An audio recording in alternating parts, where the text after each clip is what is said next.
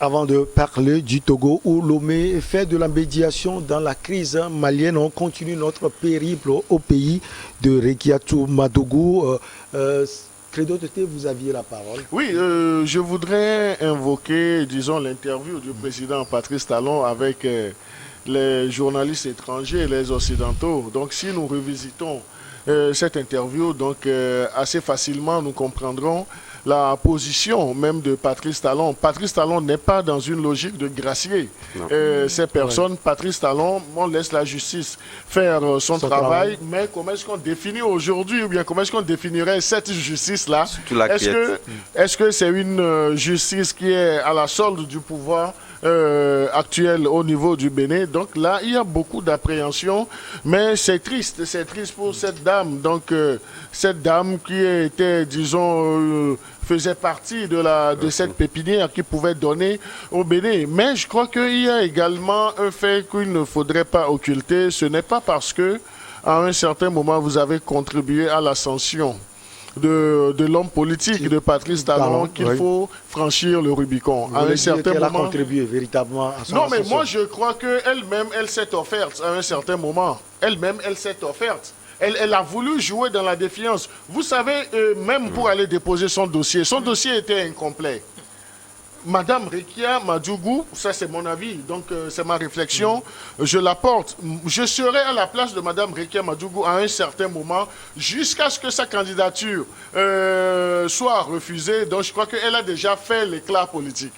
L'éclat politique a été déjà fait. Elle pouvait se rétracter, travailler à la base pour dans 5 ans essayer. Parce que dans 5 ans, donc il y aura une redistribution de cartes politiques du côté du Bénin. Patrice Talon ne serait pas si solide dans 5 ans comme aujourd'hui, où il peut l'être aussi, s'il décide de ravaler sa salive, de se représenter encore. Mais je crois qu'elle s'est très tôt empressée de vouloir, et elle est partie même jusqu'à défier l'autorité de l'État. Donc, alors que l'État, c'est toute une machine. Lorsque l'État veut te broyer, c'est facile de trouver des canevas, des excuses, des outils pour te broyer. Donc, aujourd'hui, qu'est-ce qu'il faut faire? Donc, nous allons déplorer qu'elle soit en prison. Mais nous n'avons pas les moyens nécessaires de la sortir de là. Sinon, tout ce que nous avons, c'est de prier pour elle. Mais il faut le dire, le fait même qu'elle soit condamnée, donc c'est sa carrière politique qui prend un coup. Parce qu'aujourd'hui, elle avait cette ambition présidentielle. Donc aujourd'hui, avec cette condamnation, même si on l'a graciée, la condamnation est là. Donc ça lui enlève beaucoup de choses. Est-ce que le mal ne se serait pas arrêté à ce stade-là? Donc je ne voudrais pas plaider le genre dans ce dossier-là. Parce que la femme en politique doit subir toutes les affres de la politique au même titre que l'homme grand H. Donc pour dire que le plaidoyer qu'a fait Madame Adanou, je la comprends. Je la comprends, elle est dans son rôle. Mais en politique, on ne doit pas... Il n'y a pas de favoritisme. Et je crois que Madame Rekia Madougou n'évoluait pas dans ce créneau de favoritisme. C'était une dame qui s'assumait. Et vous verrez également que lorsqu'on lui avait donné la parole à la criette, le message qu'elle a donné, c'était un message assez fort. Donc, c'est dire que je ne vais pas reculer, je ne vais pas accepter ce que je n'ai pas fait, même s'il faut me faire la coupole, qu'on me fasse la coupole. Donc, en résumé, c'est ça. Et elle a également interrogé la conscience des magistrats, parce qu'à un certain moment, elle a été la patronne des magistrats au Bénin. Elle a contribué à l'amélioration, un tant soit peu, des conditions de vie et de travail de ces magistrats. Donc, elle a pris une posture à ce qui pouvait jouer sur la conscience individuelle de ces magistrats. Mais est-ce qu'elle a atteint son objectif? Je dirais l'objectif n'a pas été atteint, sinon elle ne serait pas condamnée. Alors, madame, avec Frédéric Joël Aïvo en prison, madame Rekiatou Madougou en prison, Sébastien Ajavon en fuite, si on peut le dire. Le chemin est tracé donc pour le président Patrice Talon. C'est vrai qu'il a gagné les élections, mais politiquement, il déroule son agenda sans opposition en tant que tel. Et l'ironie de la politique, on a vu le retour de Lionel Zinsou, qui était l'opposant, si on peut le dire, du président Patrice Talon. Ça, c'est la politique. Oui, c'est la politique. La politique est complexe. Donc, si on ne sait pas jouer avec la politique nous joue. Donc c'est ça. Donc Monsieur Patrice Talon a maintenant la voie libre. Il évolue avec son agenda, avec son programme qu'il a inscrit et d'autres. Bon, du coup, qu'est-ce qu'on va dire? Bon, je ne pense pas grand chose parce que il est dans son rôle de chef d'État et de l'homme politique qui a de l'ambition pour vraiment asseoir sa politique de gouvernance. Dernier mandat? Oui, il a dit la fois passée, bon, on attend pour voir. Bon, beaucoup ont dit dernier mandat. Bon, on a assisté à beaucoup de discours comme ça, mais à la dernière minute, c'est contre Tripatouille là. Et puis, bon, on se retrouve encore sur la liste. Mais est-ce qu'on a tripatouillé au Bénin? Non, je parle d'autres pays, la Côte d'Ivoire et d'autres. La Côte d'Ivoire et d'autres. Donc, à part la Côte d'Ivoire, il y a eu d'autres pays. Non, je suis en train de réfléchir aussi à Côte d'Ivoire. Je ne veux pas aller trop dans les détails. Donc je m'arrête à ces deux pays-là. La Côte d'Ivoire aussi avait ses raisons. Le président l'a dit. Oui, le candidat était décédé, quoi. Oh là là. Donc voilà, je crois qu'il ne faudrait pas occulter aussi les contextes sociopolitiques. Les contextes sociopolitiques, voilà. Oui, c'est tout ce que je voulais dire par ça. Ça. Ah oui, dernier mot sur le Bénin. Oui, moi je pense que vous avez évoqué une question très importante liée à la venue de Zinsou. Lors du rapatriement.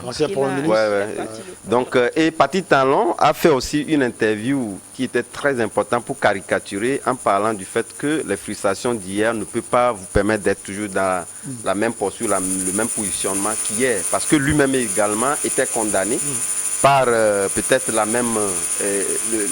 mêmes outils qu'emploie Patrice Talon. Mais il est revenu au pays sur invitation de Patrice Talon.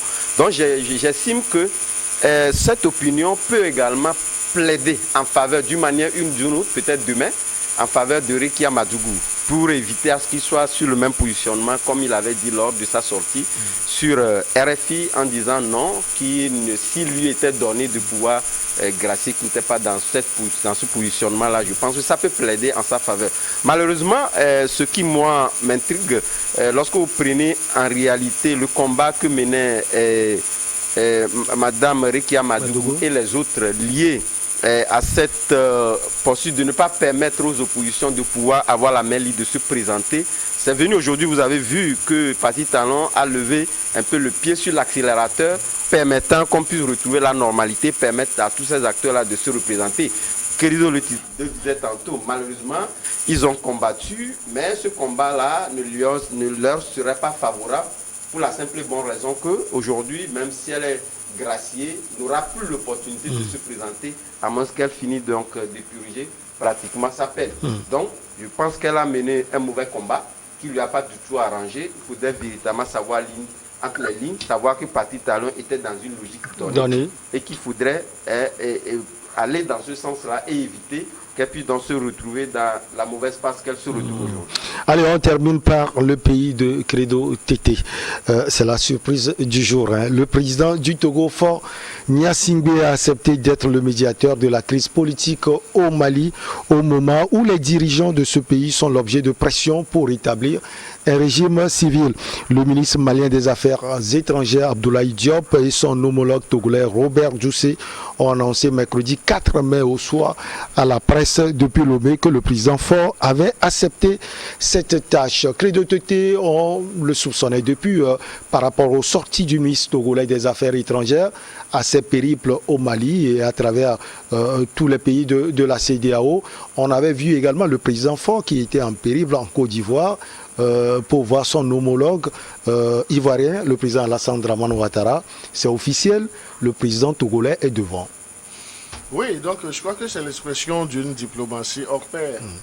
On a vu, certes, monsieur le ministre des Affaires étrangères du Togo, donc il avait annoncé les couleurs parce qu'il avait déjà jeté les bases. Mais à un certain moment, le chef de l'État togolais était en visite officielle dans un pays, mais il a fait un détour par le Mali. Qu'est-ce qu'il était parti dire là-bas? Et il nous en souvient également que lorsque Assimi Goïta est venu dans la chose politique, Assimi Goïta était venu une fois déjà à Lomé. Il a pris langue avec Faure Gnassingbé, avec le président togolais, bien que après il y a eu des émissaires qu'on n'a pas officialisés qui soient venus. Et également, à un certain moment, donc je crois qu'on avait besoin au sein de la conférence des chefs d'État de la CEDEAO qu'il y ait un médiateur. Donc moi je ne parlerai pas en termes de diplomatie uniquement, un médiateur, quelqu'un qui serait à même d'être écouté aussi bien par ses pairs de la CEDEAO que par, disons, les acteurs de la chose politique du côté du Mali. Et le choix est porté sur le président Faure. Pourquoi précisément? Non, je crois que ce choix est judicieux.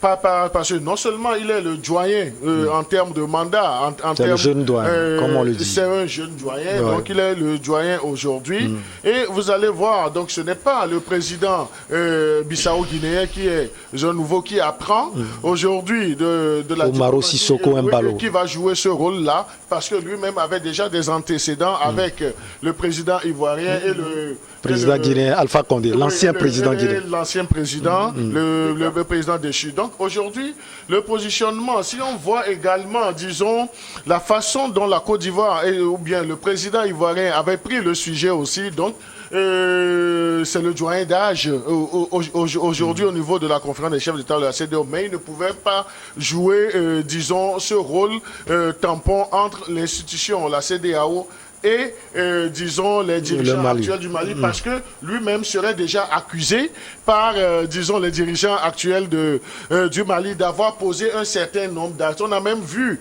l'audio qui a fuité entre Boubé et le président Boubou Cissé et le président Alassane Ouattara, qui n'arrangeait pas. Donc celui qui va jouer le rôle, donc je crois que outre la barrière linguistique qu'on peut imposer au président en exercice de la conférence des chefs d'État, le président ghanéen, l'actuel, donc je crois que le président togolais est le plus qualifié, le plus outillé pour jouer cette médiation-là. Et il faut lire au-delà des visites officielles.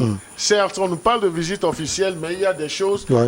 Il faut quelqu'un qui puisse faire le pont entre la CEDEAO et le Mali aujourd'hui en termes de dirigeants, pour essayer de colmater les brèches, parce que c'était parti, les pistolets étaient partis dans tous les sens, que ce soit au niveau de la CEDEAO, que ce soit au niveau du Mali, donc chacun a dégainé, et là, disons, les tirs n'ont pas fait du bien aussi bien au Mali qu'à la CEDEAO. Maintenant, il faudrait que quelqu'un puisse les ramener en termes de diplomatie pour jouer ce rôle. Et je crois que le président togolais, il a cette carrure, et ce qui fera également, ou bien ce qui sait faire sa force, c'est qu'il sait définir le silence comme musique. Donc il va jouer, moi je lui souhaite, s'il y a un malheur à souhaiter au chef de l'État togolais comme médiateur, donc je lui souhaite ce malheur de réussir cette mission.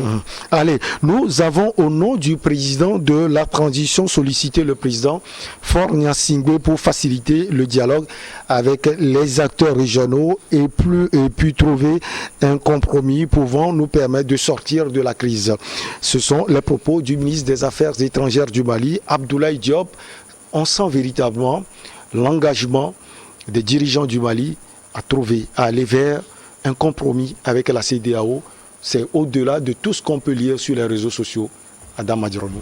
Oui, bien évidemment. Vous savez que j'appartiens à cette opinion-là, où si la question était posée comme cela, je serais véritablement contre le fait que ce soit mon pays qui soit choisi pour mener la médiation entre un pays qui a en un moment donné, ou qui est un habitué d'ailleurs même, de la force des armes pour régler des comptes et justifier par des artifices que eux seuls maîtrisent.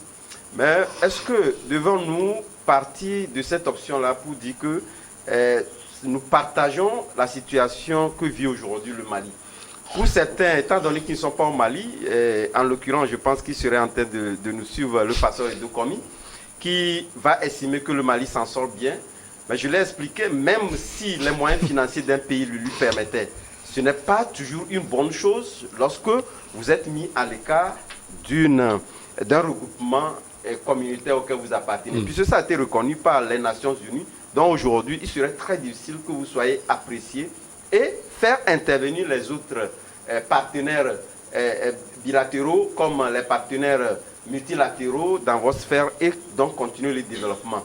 Mais, comme je l'ai dit, d'une manière ou d'une autre, étant donné la voix du Togo compte dans l'institution sur-régionale depuis sa création jusqu'au jour d'aujourd'hui, et nous avons vu le président Faure Gnassingbé a toujours œuvré pour le maintien aussi de la paix, et qui parle du maintien de la paix, parle donc de la floraison économique. La question économique, ces derniers moments, lorsque vous lisez, que vous prenez aussi bien son bilan ou son programme de société au niveau du Togo, il lui en tient beaucoup. Et ça, lorsque vous-même vous mettez les pions sur la table et que vous estimez que vous avez la bonne santé économique, sans tenir compte de la santé des autres pays, vous ne réussissez pas, surtout dans la communauté où vous appartenez. Je vous en souviens qu'il est arrivé à un moment donné que le Togo a exporté les denrées alimentaires vers d'autres pays de la sous-région. Ça voudrait dire quelque part que ce partage communautaire-là doit continuer par exister. Au même moment, je pense que sur les options sur lesquelles le Togo a été donc choisi, Credo en parlait tout à l'heure en parlant donc des barrières linguistiques. Je veux bien dire que lorsque vous prenez Nana Akufo-Addo parle aussi bien français qu'anglais, mais le président togolais également parle bien français qu'anglais. Donc ça voudrait dire quelque part que, étant donné que le Togo jusqu'au jour d'aujourd'hui, que vous prenez les théâtres d'instabilité, il a toujours envoyé les plus gros contingents dans la sous-région, que vous prenez au niveau de la Guinée-Bissau, etc. Le Togo a joué véritablement la médiation au niveau de ce pays-là pour que ce pays arrive aujourd'hui à ce qu'on connaît, la stabilité qu'on lui connaît, la stabilité légère qu'on connaît de ce pays-là. Et également dans d'autres pays également. Donc je pense que c'est un président également qui s'entretient très bien avec les autres chefs d'État. Parce que lorsque nous prenons Alassane Ouattara, qui pèse assez lourd, puisque lorsque nous prenons l'UEMOA, il n'y a aucun pays qui pèse assez lourd. Et il n'y a que lui aujourd'hui qui fait entièrement barrière, même si nous connaissons la position du président Nana Akufo-Addo qui entretient de bonnes relations avec le président Faure Gnassingbé. Je pense que le Mali a bien fait de choisir le Togo. Au-delà des liens, les relations amicales que le Togo connaît avec ces pays-là, je pense que lorsque vous prenez ces éléments-là mis ensemble, faire la sommation de ces éléments-là, vous comprendrez que le choix du Togo n'est pas en fait un choix fortuit. Cela peut contribuer véritablement à permettre au Mali de pouvoir donc trouver le bon chemin et de pouvoir passer ce sale temps qu'il passe. Mais au même moment, les gens ont tendance à confondre le simple fait qu'on utilise la médiation togolaise et pouvoir l'interpréter comme si le Togo va aller donc imposer ce que veut le Mali aux autres chefs d'État. C'est pas ça.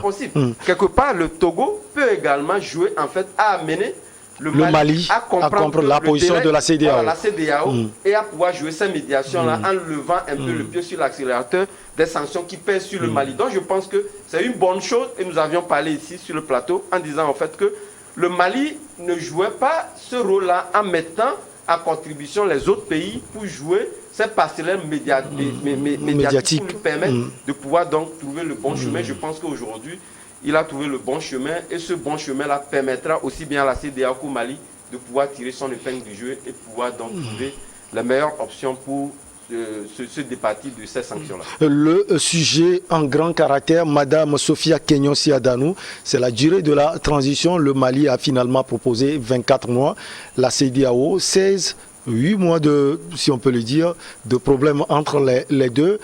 Finalement, on va opter pour la proposition de la CEDEAO ou celle du Mali, ou diviser 8 par 2 pour trouver 4. C'est aussi une éventualité.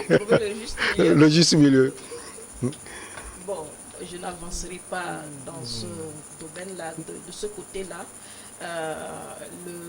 Il faut, comme l'a fait le Burkina, a demandé à la CEDEAO d'envoyer des experts pour constater ce qui doit se faire sur le terrain.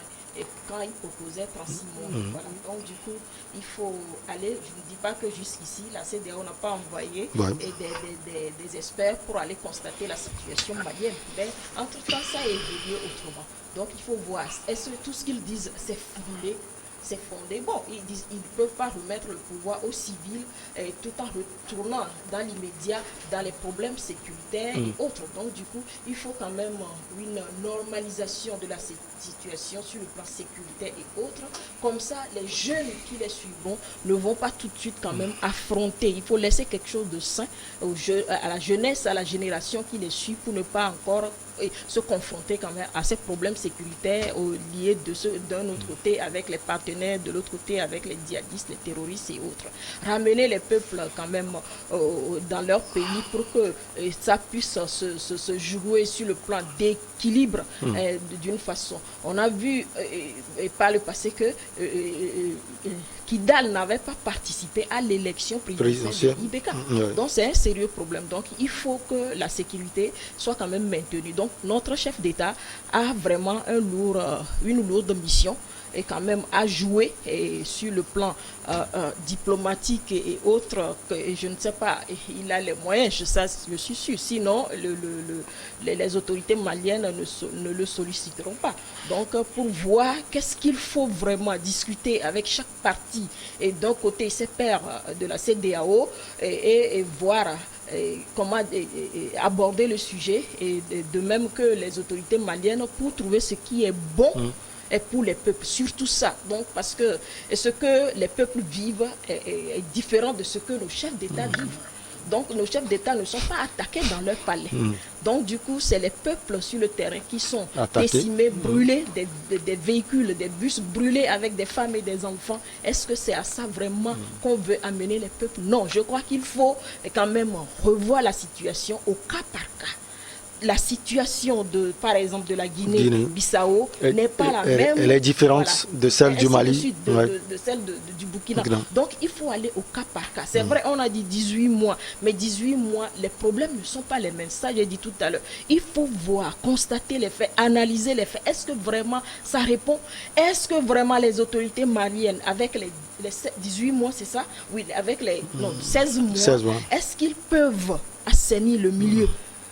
Leur pays, organiser les élections pour que toutes les villes, même celles qui n'avaient pas participé avant aux élections, puissent quand même y participer pour qu'il y ait une cohésion, une unité au niveau de tout le peuple malien pour arriver à la vraie souveraineté, parce qu'il faut arriver à ça. Si on n'a pas l'unité, on n'a pas la paix, on n'est pas libre, on ne peut pas se prononcer sur les paramètres de développement, on ne peut pas soit de vrais projets pour amener quand même le pays à une ascension donnée. Donc je crois qu'il a une lourde charge et une lourde les tactiques à lui de le savoir. Je ne ferai que lui souhaiter un plein succès. On va se distribuer 3 minutes. Credo, vous avez 1 minute. Il y aura peut-être la question de la présence des instructeurs russes, même si on n'en parle pas trop au niveau de l'espace CEDEAO. Peut-être que c'est un sujet tabou. Non, je crois que tous les sujets seront posés sur la table. Et disons, l'atout premier du chef de l'État togolais, c'est qu'aujourd'hui, on peut dire qu'il a une disponibilité d'écoute de la part des actuels dirigeants du Mali. Et cela, c'est déjà un point assez positif parce que il peut aisément échanger. Il peut aisément échanger avec les responsables maliens. Il peut prendre en compte leurs préoccupations pour les exposer à ses pairs de la conférence des chefs d'État et ensemble essayer de trouver non seulement le juste milieu, mais de trouver la situation, bien la solution qui puisse avantager les deux parties. Donc ça, on ne fera que souhaiter bonne chance au chef de l'État togolais. Ce choix n'est pas fortuit, ce choix n'est pas gratuit et je crois que nous devons converger tous nos esprits à ce que cette mission soit une réussite pour la paix dans notre espace. Ce choix doit étudier également l'angle sécuritaire du Mali. Bien évidemment, parce que lorsque vous posez la question de Wagner, vous voudrez dire qu'on ait une force d'interposition qui puisse venir se substituer. Puisque vous savez, la ligne de la CEDEAO concernant aussi Wagner n'est pas une ligne qui est favorable au Mali. Les chefs d'État de la sous-région ne veulent pas avoir une force qui a toujours milité à des instabilités, entre guillemets, parce que nous n'avons pas les moyens, les éléments d'appréciation de cette opinion-là. Au niveau d'autres pays également, mais la crainte est que la crainte existe. Mais au même moment, je pense que également nous avons vu la venue d'Antonio Guterres. Pourquoi Antonio Guterres arrive véritablement donc à pouvoir arriver à imposer ce qu'il a dit lui-même? Il faudrait véritablement l'accord de la CEDEAO, comme il a eu à le dire. Et la CEDEAO, sur cet aspect-là, a beaucoup milité. Nous le disons, la force en attente de la CEDEAO au niveau de la Guinée-Bissau et au niveau même de l'Afrique du Mali en son temps, c'était la CEDEAO qui avait envoyé une force.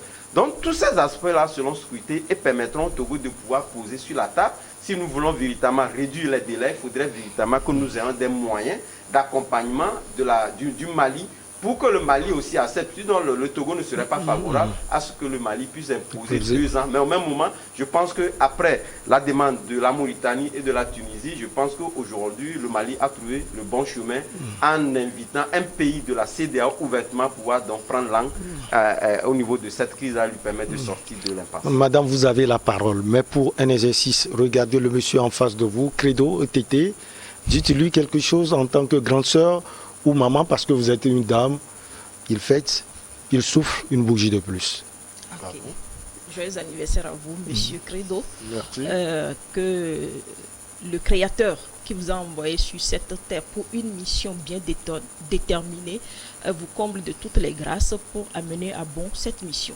Pas seulement pour vous, mais c'est pour toute l'humanité. Donc, je ne peux que vous souhaiter une grâce divine et beaucoup de courage, parce que la lutte n'est pas facile, et beaucoup de sagesse.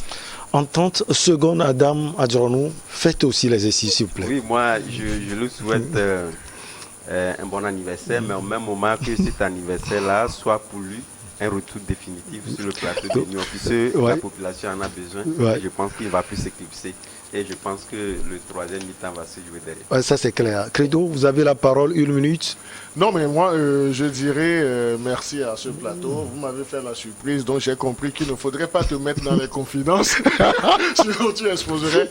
Mais je crois que c'est un bel exercice que nous sommes en train de faire ici. Il faut que les téléspectateurs puissent comprendre que nous ne poussons que des réflexions et nous n'avons pas la science infuse. Merci. Tout le meilleur à vous, Credo Tété. Ça a été un plaisir de vous avoir sur ce plateau. Vous êtes journaliste, directeur de publication de Le Médium. Merci également à vous, Adam Adjornou, directeur de publication de Vision d'Afrique. Merci à vous, Madame Sophia Kenyonsi Adanou. Vous êtes sociologue et analyste politique. Merci. On se retrouve la prochaine fois. Toujours avec le même plaisir. Excellent week-end à tout le monde.